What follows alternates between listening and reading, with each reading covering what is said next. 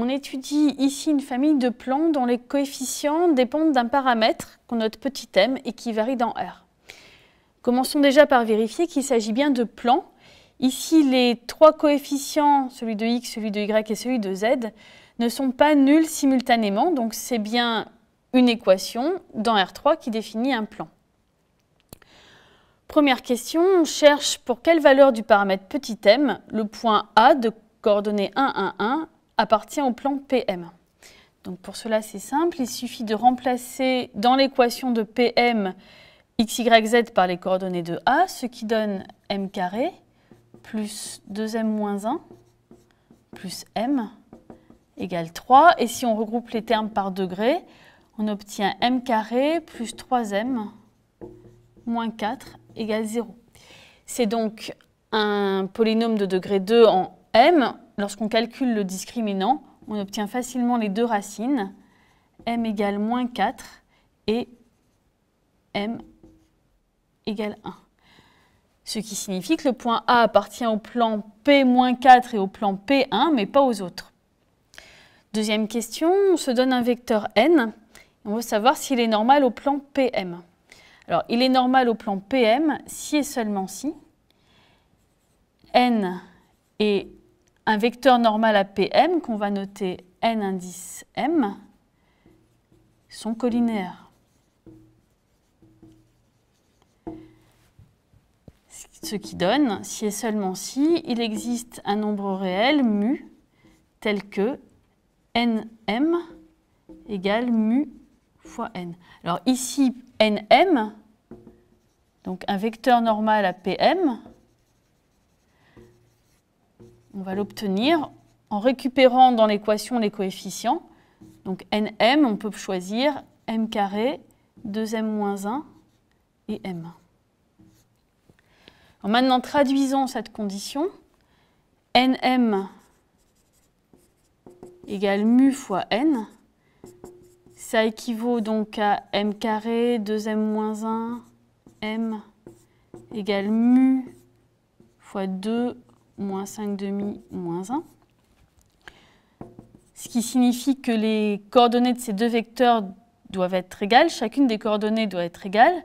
Donc on obtient un système m carré égale 2 mu, 2m moins 1 égale moins 5 mu sur 2, et m égale moins mu. Donc on a tout de suite un lien facile entre m et mu, m égale moins mu. Mais maintenant, si on veut que le système soit compatible, il faut aussi vérifier les deux autres conditions. Donc ici, ça devient mu carré égale 2 mu. Et là, moins 2 mu moins 1 égale moins 5 mu sur 2. Et donc de la dernière équation, on obtient facilement la valeur de mu, donc ce qui donne mu égale 2, et du coup m égale moins 2. Et on vérifie que pour ces deux valeurs, cette équation ici est également satisfaite. Donc ce que ça signifie, c'est que le vecteur n est normal à P avec le paramètre m égale moins 2. Et on a même le coefficient de proportionnalité entre les deux vecteurs. À ce moment-là, n-2, c'est égal à 2 fois n. Le 2, c'est le mu qu'on a trouvé ici. Et n n'est normal à aucun autre plan PM. Enfin, dernière question. On cherche pour quel m le vecteur v de coordonnées 1, 1, 1 sera un vecteur directeur de PM. Alors, vecteur directeur de PM, maintenant qu'on a un vecteur normal, il suffit de vérifier que alors, v est non nul, ce qui est évidemment le cas, et v scalaire, le vecteur normal, est égal à 0. Alors la première condition, c'est bon. Et pour la deuxième, donc on fait v scalaire nm, donc on multiplie coordonnée par coordonnée, ça fait 1 fois m carré, plus 1 fois 2m moins 1, plus 1 fois m, qui doit être égal à 0. Ce qui donne de nouveau un polynôme de degré 2 en m carré plus 3m moins 1 est égal à 0, qui admet bien deux racines réelles. On trouve comme possibilité m égale moins 3 plus ou moins racine de 13 sur 2.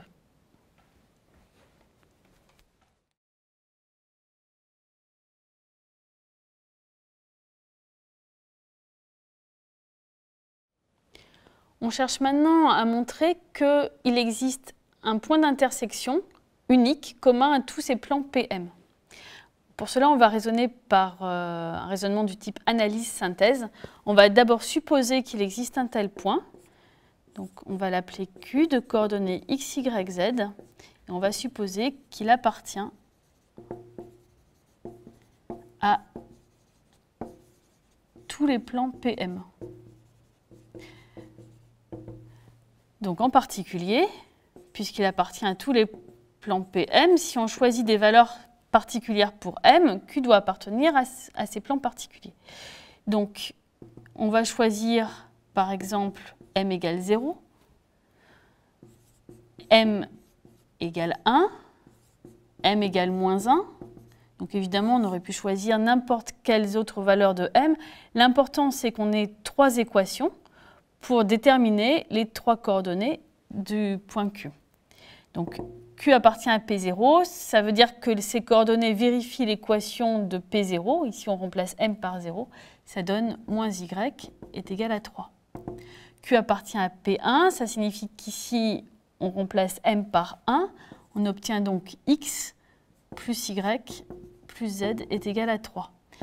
Et enfin, Q appartient à P-1 signifie que X moins 3Y moins Z est égal à 3. Donc ici, on résout le système. On obtient tout de suite Y égale moins 3.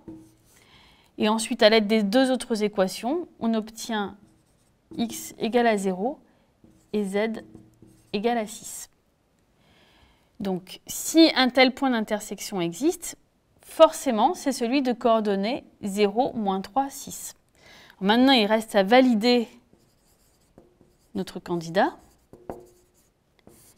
C'est-à-dire qu'il faut montrer que pour tout M, Q appartient à PM.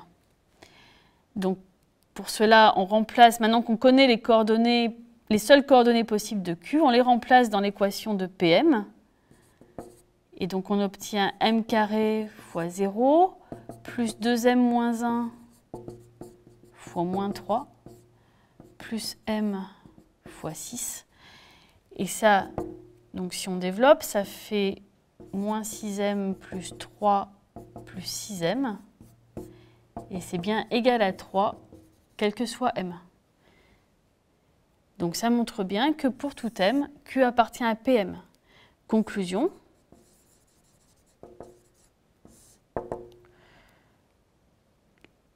L'intersection de tous les plans PM, donc l'intersection pour M appartenant à R des plans PM, c'est exactement le point Q.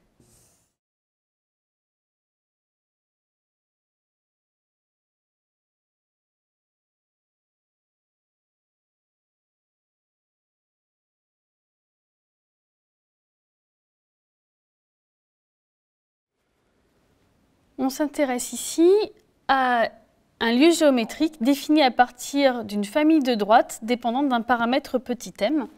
M ici varie dans R. Sur le dessin, on a représenté la parabole d'équation y égale x carré. Et donc la droite dm pour un m particulier qui passe par le point A et qui est de pente petit m. On va commencer par montrer que pour tout m, la droite dm intersecte la parabole exactement en deux points.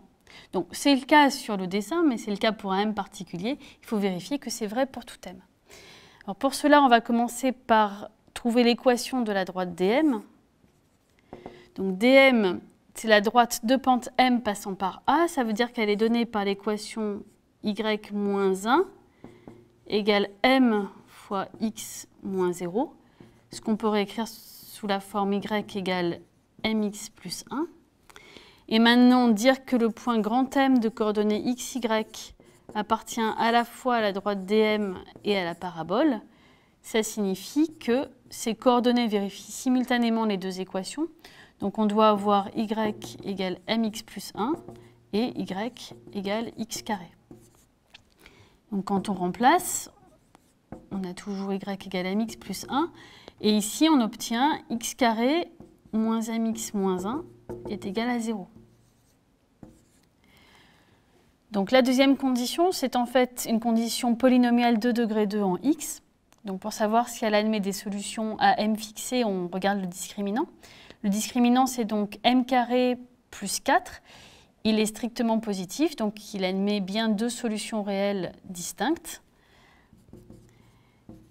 Alors on doit toujours avoir y égale mx plus 1, et x, c'est forcément donc l'une des deux racines, c'est-à-dire ou bien x égale m moins racine de m carré plus 4 sur 2, ou bien x égale m plus racine de m carré plus 4 sur 2.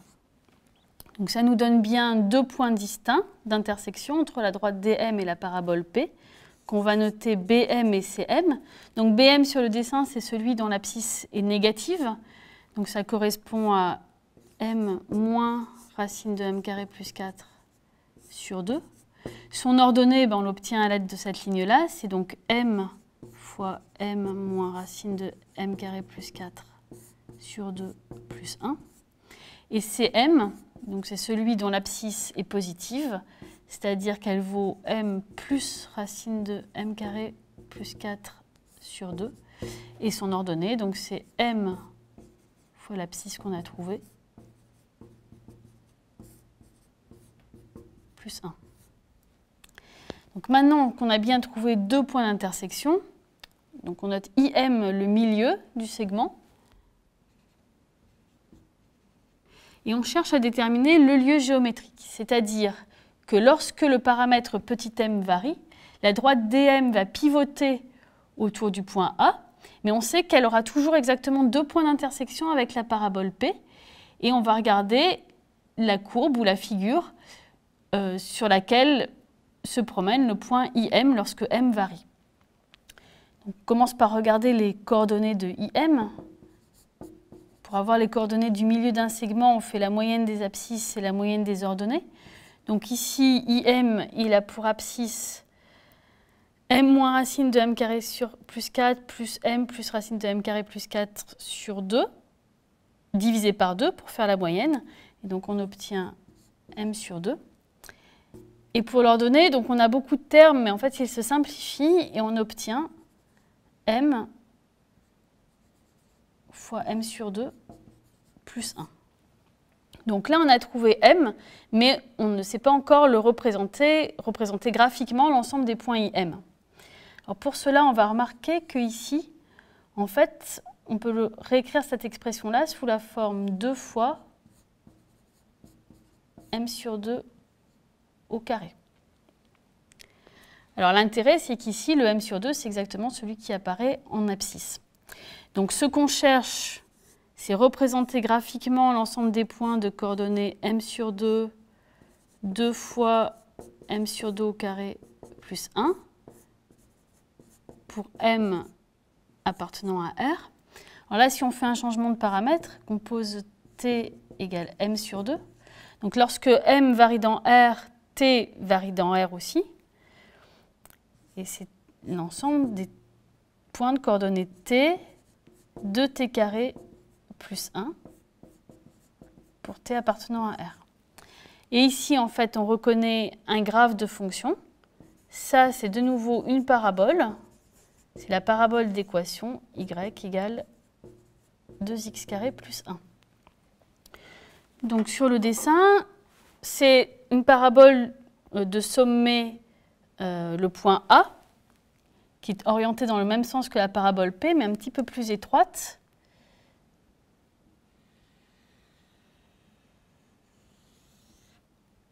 Donc elle a pour équation y égale 2x carré plus 1. Le point IM particulier qu'on avait trouvé est bien sur cette parabole. Lorsqu'on fait varier M et que la droite DM pivote, on sait que le point IM se trouvera toujours sur cette parabole. Et en fait, tout point de cette parabole est réalisé comme un point IM pour un paramètre M particulier.